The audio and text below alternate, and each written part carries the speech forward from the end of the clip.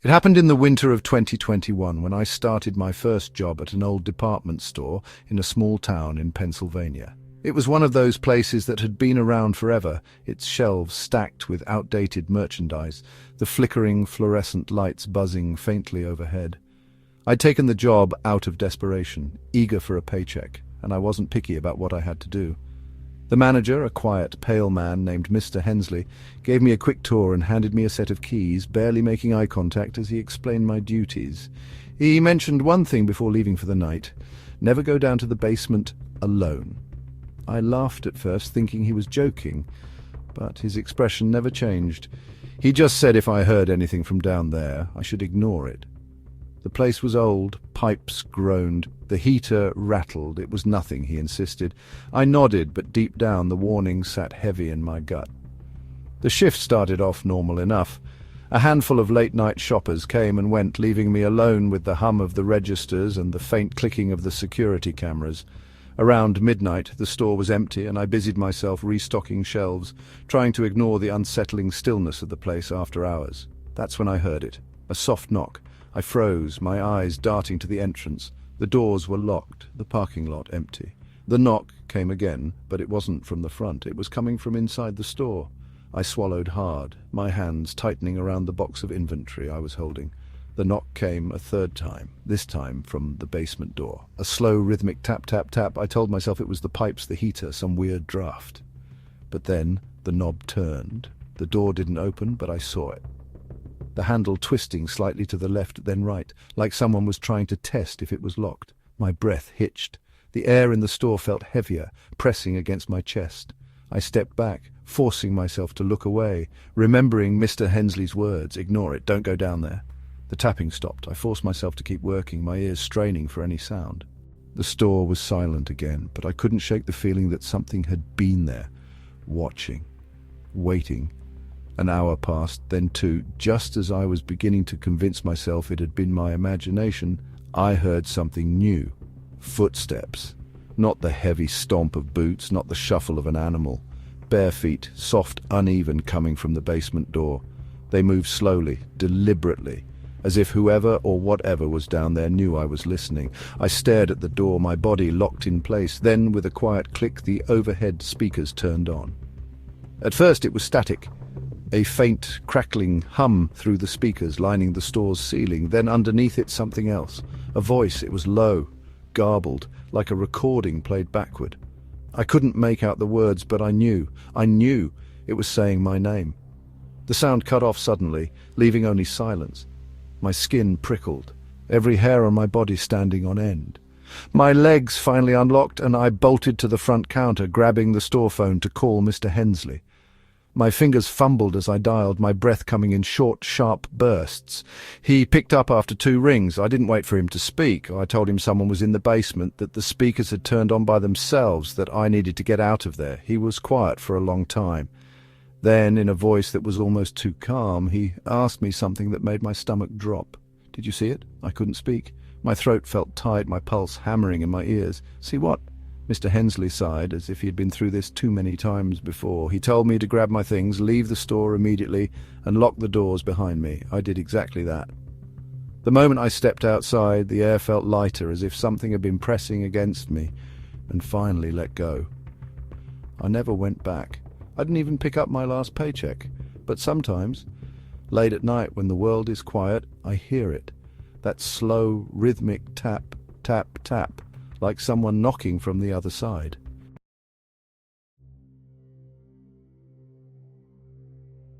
It happened in the summer of 2022, when I started working the night shift at an old roadside diner just outside of Charleston, West Virginia. The place had been around for decades, barely updated, with a neon sign that flickered weakly against the empty highway. It was the kind of place truckers stopped at in the middle of the night, where the coffee was always burnt, and the jukebox still played songs from a forgotten era. The owner, an older man named Tom, hired me without much of an interview. He just asked if I could handle being alone at night. I thought it was a weird question, but I needed the job. The first few shifts were slow, mostly a few late-night regulars, quiet old men who sipped their coffee in silence. But on my third night, everything changed. Around 2 a.m. I was wiping down the counter when I heard the bell above the door jingle. I looked up, expecting to see a trucker or some lost traveler, but the diner was empty. The door was closed. No one had come in. I stood there for a moment, my heart beating a little too fast before shaking it off. Maybe it was the wind. Maybe the old building just made noises. I went back to cleaning, trying to ignore the growing unease creeping up my spine. Minutes later, I heard it again, the bell, clear as day. But when I turned, the door was still shut. That's when I noticed something else. One of the booths in the corner, the one that had been empty all night, now had a coffee cup sitting on the table. Steam rose from it, fresh, as if someone had just poured it. My hands went cold. I knew for a fact I hadn't served anyone there. My mind raced for an explanation, but nothing made sense. The jukebox turned on by itself. A slow, crackling hum filled the air before an old song started playing. Something warbled and broken, like a voice coming from the other side of a radio signal. I backed away, my breath coming in short gasps. That's when I saw it, a figure sitting in the booth. I hadn't seen him come in, hadn't heard a thing. He wore an old suit, faded and dusty, his back to me as he slowly lifted the coffee cup to his lips. I wanted to run, I wanted to scream, but my body wouldn't move. Then he spoke. His voice was low, distorted, like it was being played through an old record. He said my name, my full name. The sound of it sent an ice-cold shock through my veins. I tried to respond, to ask who he was, but the words stuck in my throat. He turned his head slightly, not enough for me to see his face, just enough to let me know he knew I was watching. The jukebox crackled louder, the song skipping, looping the same warped lyrics over and over. I blinked and he was gone. The coffee cup sat untouched on the table, stone cold. The jukebox went silent.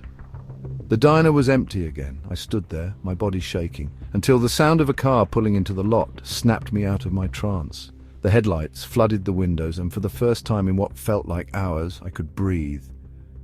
A trucker stepped inside, oblivious to what had just happened. He took a seat, ordered a coffee, and I forced myself to move, to act normal. But when I went to grab a mug, my hands were still trembling. The trucker must have noticed because he gave me a look and asked if I was all right. Before I could answer, he glanced over at the corner booth. His face changed. His grip on the coffee cup tightened. "You saw him, didn't you?" he muttered.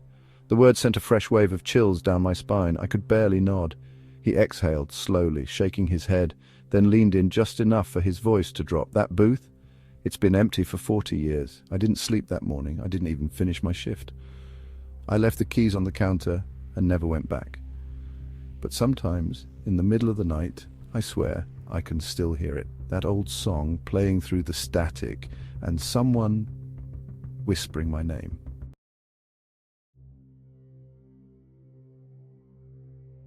It happened in the fall of 2023 when I started working the night shift at a thrift store in a small town outside of Louisville, Kentucky. The job was simple: organizing clothes, restocking shelves, and making sure no one tried to steal anything before closing. The place itself was old, the kind of store packed with dusty furniture, mismatched antiques, and forgotten relics of people's lives. My manager, a woman named Diane, was friendly enough, but gave me one strange rule on my first day.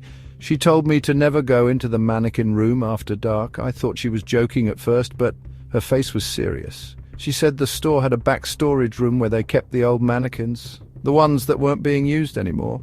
Some of them were broken, missing limbs, their faces cracked or completely smooth. She told me not to touch them, not to move them, and most importantly, not to look at them too long. I laughed it off, assuming it was just some weird initiation for new employees. My first few shifts were normal. The store was quiet at night, the aisles dimly lit by flickering overhead bulbs. But on my fourth night I heard something. I'd been restocking a shelf near the back when a soft scraping noise echoed through the store. It was faint, almost too quiet to notice, like something dragging across the floor. I stopped, listening. The sound came again, closer this time. My stomach twisted as I realized it was coming from the mannequin room. I tried to ignore it, telling myself it was just my imagination. But then something tapped against the door. A slow, deliberate knock. I took a step back, my breath catching in my throat. The door was supposed to be locked. No one else was in the store. I glanced around, half expecting Diane to be messing with me, but I was alone. Another knock, this time harder. The old wooden door rattled slightly on its hinges. I took a shaky breath and forced myself to move. If a customer had somehow wandered in by mistake, I needed to check. The handle was ice cold under my fingers. I turned it slowly, the door creaking open just enough to peek inside. The mannequins stood in neat rows, their featureless faces tilted toward the ceiling, arms stiff at their sides. Some were missing hands, others had their torsos cracked open like old porcelain dolls. The room smelled stale, like dust and something rotting. The air felt heavier here, pressing down on my chest. My eyes darted around the space, searching for who knocked. Nothing. I exhaled sharply, shaking my head at my own paranoia. I started to close the door when something in the farthest corner caught my attention, a mannequin that hadn't been there before. It stood slightly apart from the others, facing the door directly. My fingers tightened on the handle. Something was wrong with it. It was taller than the rest, its limbs too long, its fingers stretched out unnaturally. The more I stared, the more I swore its head was tilted, as if it was watching me. The door slammed shut on its own. I stumbled back, my heart racing. My shaking hands fumbled to reopen it, but the knob wouldn't turn. I pulled harder, my breath coming in short, panicked gasps. From the other side of the door, the scraping sound returned. Slow, deliberate footsteps. They weren't moving away. They were coming closer, a whisper, so faint I almost didn't hear it. "Let me out." I turned and ran. I didn't stop until I reached the front of the store, slamming the register closed and grabbing my bag. I didn't care if I got fired, I was never coming back. As I reached the exit, I felt it, a cold presence standing just behind me. My body refused to turn, but I knew if I looked, I would see it.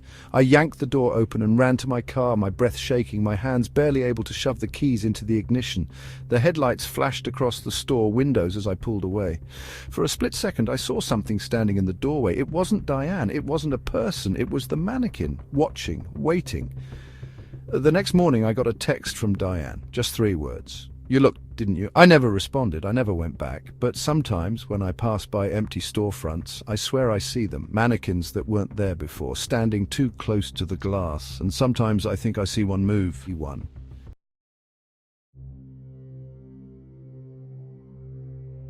Some jobs aren't worth it. Not every first day on the job is just about learning the ropes. Sometimes you walk into something you were never supposed to be part of. And once you see it, once you hear it, it never really leaves you. If these stories made your skin crawl, share and subscribe for more terrifying true horror stories. And don't forget to hit the bell icon, because the scariest things happen when you least expect them. Be careful where you work. Some places don't let you leave.